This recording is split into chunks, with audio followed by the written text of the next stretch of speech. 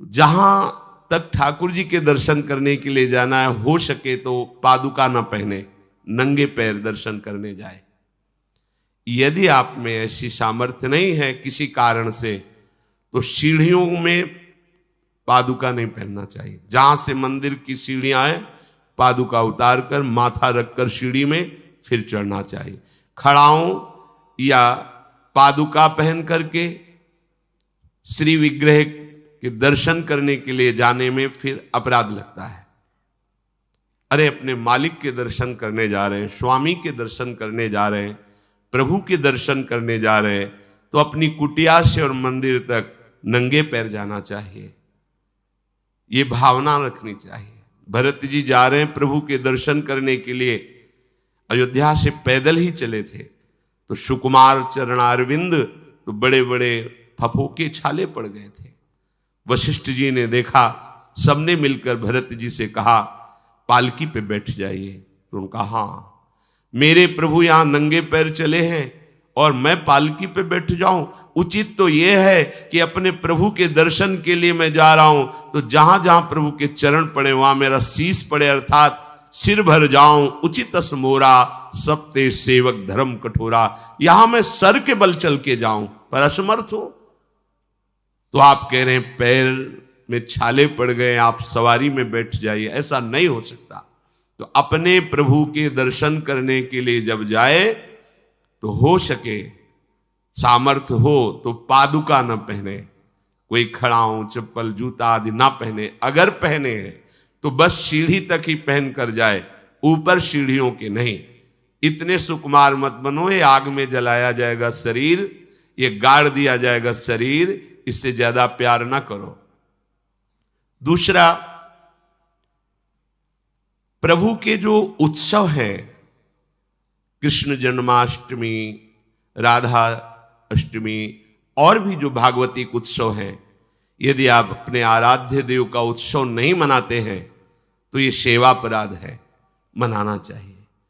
चार लोग मिल करके सुंदर फूलों से पत्रों से श्रृंगार करके प्रभु की जय घोष करनी चाहिए, प्रभु की कथा करनी चाहिए। आपस में बैठ करके भगवान के जन्म अवतार की, लीला अवतार की कथा कहे, नाम कीर्तन करे। अगर ऐसा नहीं करता तो ये अपराध है।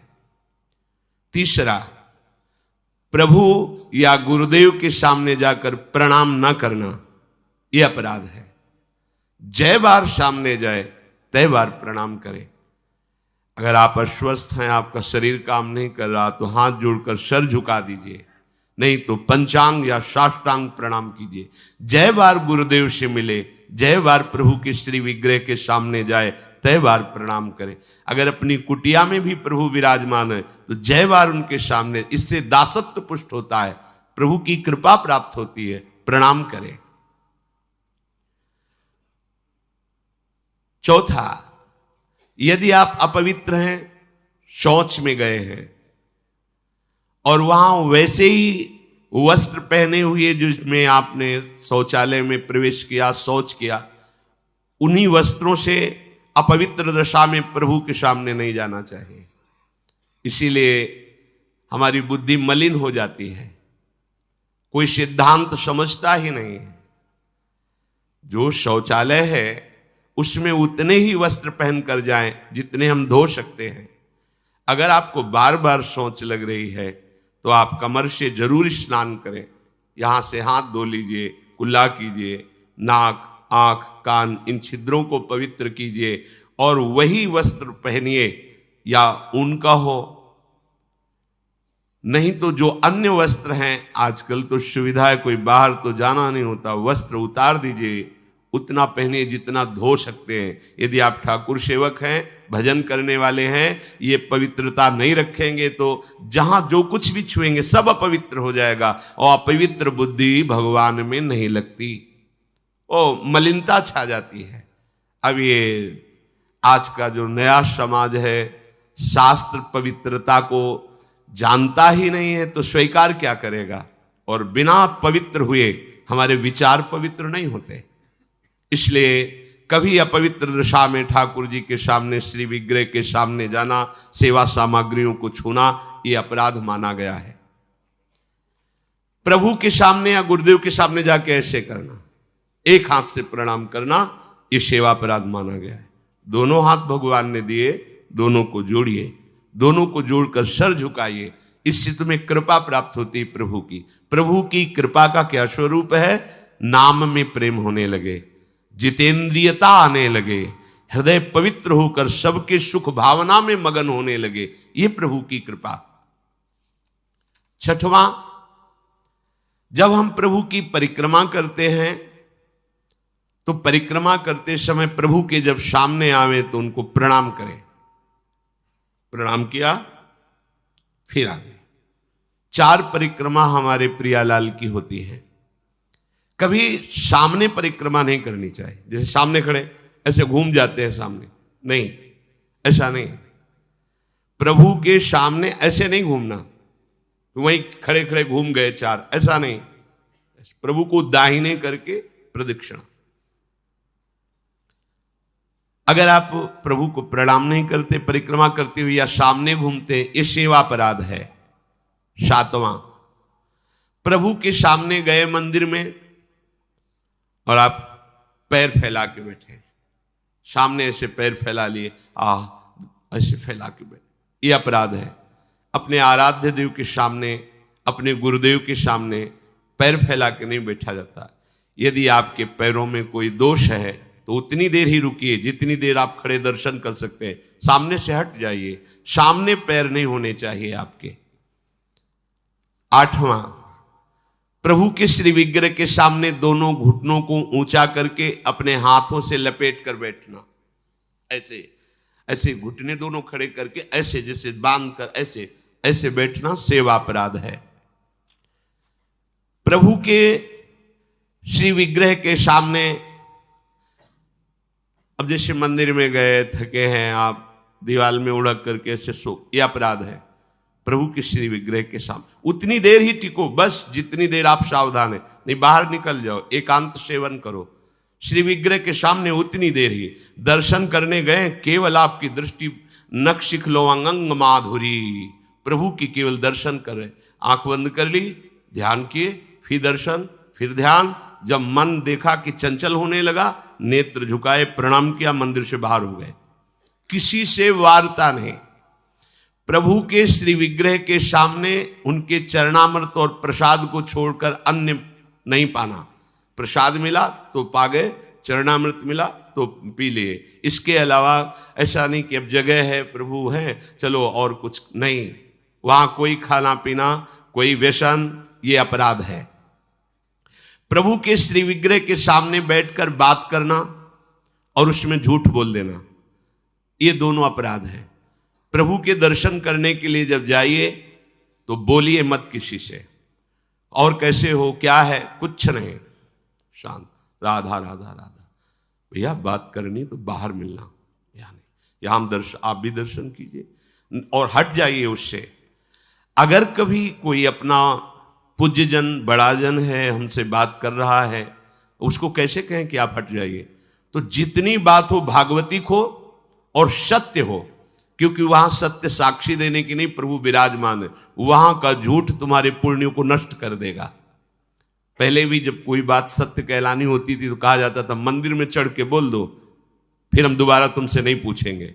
वो हाँ चलो, तो मंदिर में बोल रहा है मतलब सत्य बोल रहा है। प्रभु के सामने झूठ बोलना या अन्य वार्ता करना, यह अपराध है।